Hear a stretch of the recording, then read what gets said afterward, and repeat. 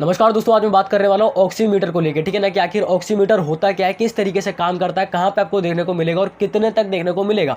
और अभी इस टाइम ऑक्सीमीटर की जानकारी अपने पास रखना बहुत ज़्यादा ज़रूरी है और यहाँ तक कि ऑक्सीमीटर को भी अपने पास रखना बहुत ज़्यादा ज़रूरी है। ठीक है, अभी आप लोगों को पता होगा रोजाना कम से कम 3.5 लाख से 4 लाख जो है केस आ रहे हैं और उसमें से सबसे ज़्यादा जो दिक्कत हो रही है वो ऑक्सीजन की दिक्कत हो रही है। और इस टाइम भी पता नहीं क्यों काफ़ी लोग जो है इसमें भी कालाबाजारी करते हैं और 1-1 लाख तक जो है मैंने आज देखा था। ठीक है ना, 1-1 लाख तक जो है ऑक्सीजन सिलेंडर को बेच रहे हो। पता नहीं क्यों होता है, लेकिन इससे ये पता लगता है कि ऑक्सीजन की दिक्कत वैसे काफ़ी ज़्यादा है बाहर। ठीक है ना, बहुत ज़्यादा ऑक्सीजन की ज़रूरत है और इसी वजह से ऑक्सीमीटर का जो यूज़ है वो काफ़ी ज़्यादा बढ़ जाता है। ठीक है ना, ऑक्सीमीटर का इस्तेमाल काफ़ी ज़्यादा बढ़ जाता है। ऑक्सीमीटर में आपको बताता हूँ किस तरीके से काम करता है। बेसिकली उसको बीच वाली जो उंगली होती है, ठीक है ना, बीच वाली उंगली में साफ़ होनी चाहिए। ठीक है, मतलब गीली नहीं होनी चाहिए, तेल वेल नहीं लगा होना चाहिए। उसके बाद उसको लगाना पड़ता है। ऑक्सीमीटर को क्लिप की तरह होती है एक छोटा सा, जिसे हम पोर्टेबल भी डिवाइस कह सकते हैं, पोर्टेबल पल्स ऑक्सीमीटर। ठीक है ना, ये उसको उंगली में लगाना पड़ता है, आप इमेज में देख सकते हो। ठीक है, कुछ इस तरीके से लगाना पड़ता है। उसके बाद वो रीडिंग करता है और बताता है कि रीडिंग करने के बाद कि आपके ब्लड सेल्स में जो है ऑक्सीजन की मात्रा कितनी है। अब यहाँ पे पता होना चाहिए कि नॉर्मल कितनी होती है।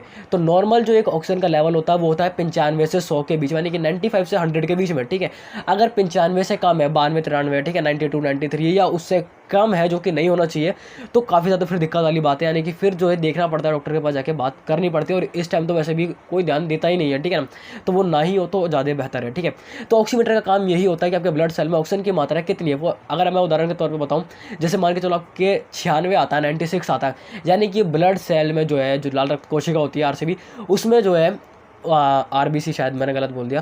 ठीक है ना, उसमें जो सेल्स होते हैं उसमें ब्लड सेल में ऑक्सीजन की मात्रा जो है कम से कम ऑक्सीजन की मात्रा 4% तक कम है, जो कि फिर भी नॉर्मल में ही आता है अगर 95 से 100 के बीच में। ठीक है ना, 95 से 100 के बीच में एक नॉर्मल आप समझ सकते हो ऑक्सीजन का लेवल होता है। अगर उससे कम होता है ऑक्सीमीटर रीडिंग में, अगर उससे कम दिखाता है तो फिर दिक्कत होती है। और एक चीज़ और उसमें ध्यान रखना पड़ता है कि जब ऑक्सीमीटर को लगाते हैं तो साफ हाथ में लगाना पड़ता है, क्योंकि रीडिंग गलत नहीं आनी चाहिए। ठीक है, तो ये होता है ऑक्सीमीटर जो है आपके ब्लड में जो है खून में ऑक्सीजन की मात्रा को बताता है।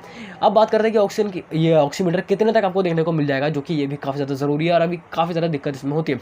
तो बेसिकली अगर आप ऑनलाइन ऑफलाइन देखोगे, जैसे कि अमेजोन हो गई, फ्लिपकार्ट हो गई, वहाँ पे आप जाके अगर देखोगे तो 1000 से भी कम में, और कुछ ब्रांड ऐसा है, कंपनी ऐसी जो 2000 से भी ज़्यादा में दे रही है। ठीक है, इसीलिए आपको ढंग से इनको चीज़ों को देखना होगा, क्योंकि कई बार होता है कि कोई चीज़ सस्ते ऑक्सीमीटर हमको देखने को मिल जाता है, अगर वो रीडिंग ही फिर ढंग से नहीं करेगा तो दिक्कत होती है। और इस टाइम अगर किसी को अगर कोई कोविड है जैसे, तो उसको हर घंटे जो है टेस्ट करना ज़रूरी है, ऑक्सीजन की मात्रा को टेस्ट करना बहुत ज़्यादा ज़रूरी है। ठीक है ना, और आपको पता होना चाहिए कि आखिर ऑक्सीमीटर किस तरीके से चीज़ों को करता है। ठीक है, काम करता है। तो 1000-2000 तक आपको देखने को मिल जाएगा, उससे ज़्यादा का भी आपको देखने को मिल जाएगा।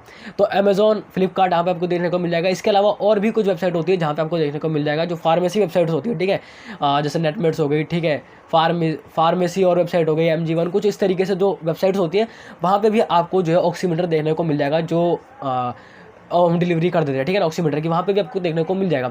तो बस फिलहाल वीडियो में इतना था ऑक्सीमीटर को लेकर। उम्मीद करता हूँ आपको वीडियो जरूर काम की लगी होगी। बाकी आपसे मिलते हैं एक नई वीडियो में एक नई जानकारी के साथ। तब तक के लिए जय हिंद, वंदे मातरम।